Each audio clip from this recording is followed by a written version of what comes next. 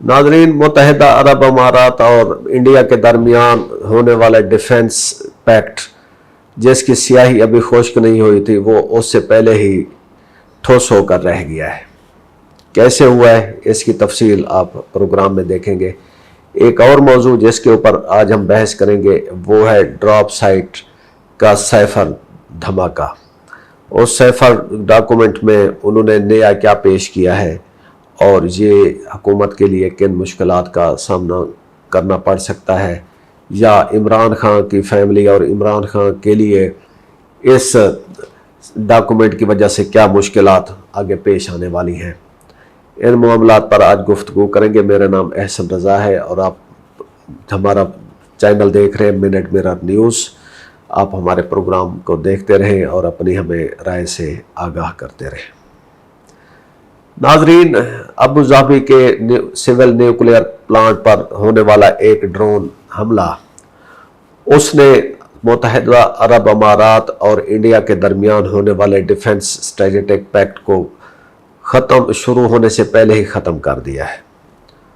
हुआ कुछ यूँ कि एक सस्पेक्टेड ड्रोन का अटैक हुआ उस न्यूक्लियर प्लांट पे जो कि बराका के मकाम पर मौजूद है।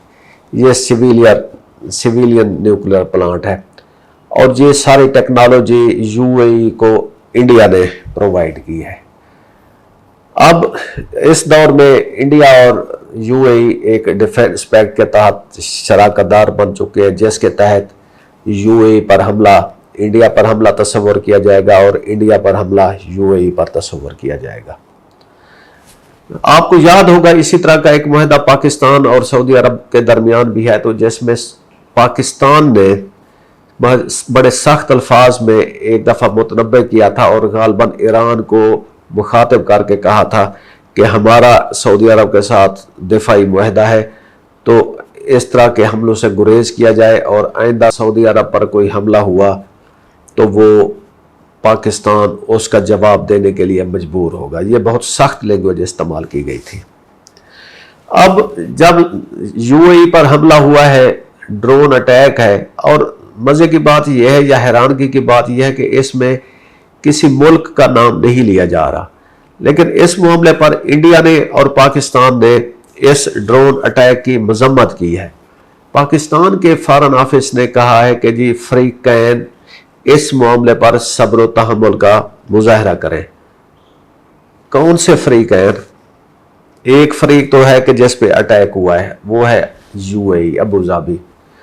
दूसरा फरीक कौन है कि जिसके सब्र करने की तलकीन की जा रही है? क्या वो इंडिया है? क्योंकि ये ड्रोन अटैक एक तरह का अब इंडिया पर भी हमला तस्वर किया जाना चाहिए, लेकिन इंडिया की तरफ से कोई इस तरह का बयान नहीं है। इंडिया ने भी इस मामले की मजम्मत की है और कहा है कि जी वो सिविलियन न्यूक्लियर प्लांट वो पुरअमन मकासद के लिए है, तो उस पर हमलों से गुरेज किया जाए। लेकिन अब मुत्तहिदा अरब अमारात के जो पॉलिसी सर्कल्स हैं या हुक्मरान हल्के हैं, उनमें ये सवाल उठा होगा कि भाई इंडिया की तरफ से इतना स्ट्रांग रिएक्शन क्यों नहीं आया जिस तरह का पाकिस्तान की तरफ से आता है जब सऊदी अरब पर कोई अटैक होता है। और दूसरा, पाकिस्तान ने और इंडिया ने इस मामले में किसी दूसरे फरीक का नाम लेने से गुरेज किया है। इवन खुद यूएई ने इस मामले पर उस पर कोई नाम लेने से उन्होंने दरकिनार किया है। आज ईरान के वजीर खारजा अब्बास अराग़ची का एक स्टेटमेंट आया जो कि बहुत ही सख्त किस्म का स्टेटमेंट है। उन्होंने कहा है कि जी हमारे सब्र की हद होती है और यूएई अपने मामलात में एहतियात करे और मुदाखला से बाज रहे, वरना उसे नताइज भुगतना होंगे। अब ये किस किस्म की इन्होंने धमकी दिया और ये यूएई किस किस्म के इकदाम कर रहा है? इससे पहले एक बयान आया था कि यूएई ने ईरान पर खुफिया अटैक किए थे। ये गालबन वॉल स्ट्रीट जर्नल की रिपोर्ट थी। इसी तरह की रिपोर्ट फिर ईरान के बारे में भी आई जिसमें कहा गया कि सऊदी अरब के बारे में कहा गया कि सऊदी अरब ने भी ईरान पर खुफिया कार्रवाइयाँ की थी। अगरचे उन खुफिया कार्रवाइयों का मजीद हमें तफसील नहीं सामने आई, लेकिन जंग के दिनों में इस तरह की गालबन जो है कार्रवाइयाँ होती रहती हैं, और वो भी उस वक्त जब अमेरिका और इजराइल की तरफ से धड़ाधड़ बमबारी की जा रही हो।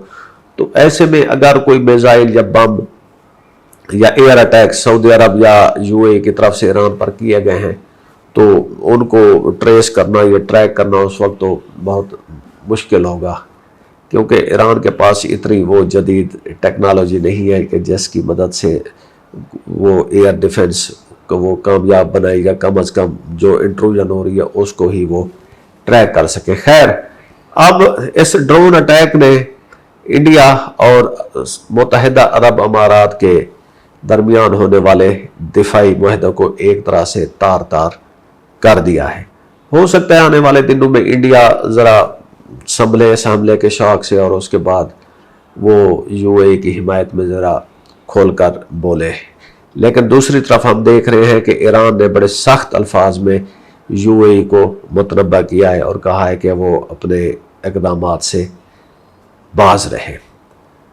नाजरीन, ये गल्फ़ की सूरत हाल तो बहुत ही गंभीर होती जा रही है, और अभी ताज़ा तरीन यही डेवलपमेंट थी कि मोहसिन नकवी ईरान का दौरा करके वापस लौटे, जहां वो गालबन कोई मीडिएशन के रोल में अपना किसी एक फरीक का पैगाम लेकर गए थे। पाकिस्तानी मीडिया और इंटरनेशनल मीडिया इस वक्त ये रिपोर्ट कर रहा है कि मोहसिन नकवी गालबन अमेरिका के तजावीज़ लेकर गए थे।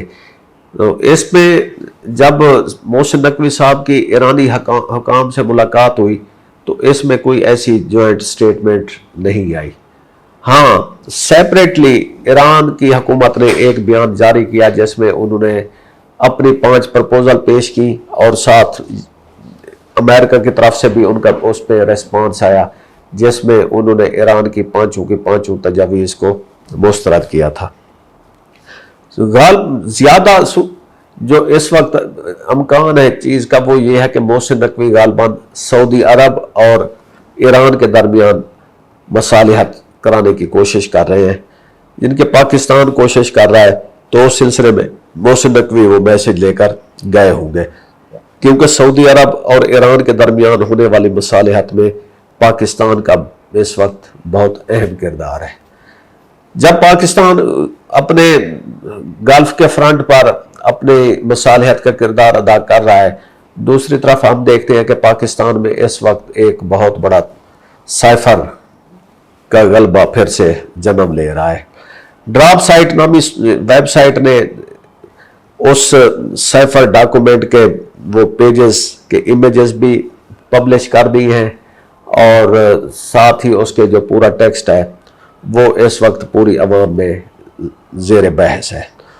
उस साइफर डॉक्यूमेंट के जो डॉक्यूमेंट्स हैं उसके मंदरजात के मुताबिक इस वक्त जो चीज़ ज़ाहिर हो रही है कि इमरान खान ने जब कहा था कि उनकी हुकूमत को गिराने के लिए बैरूनी दबाव डाला जा रहा है, तो वो साइफर जिसका जिक्र उन्होंने अदालतों में, जलसों में और अपनी पार्लियामेंट में किया और पाकिस्तान की सियासत को 2 हिस्सों में तकसीम कर दिया, वो इस वक्त मुबैना तौर पर एक हकीकत के तौर पर सामने आ रहा है, और ये सब कुछ पहली दफ़ा हो रहा है।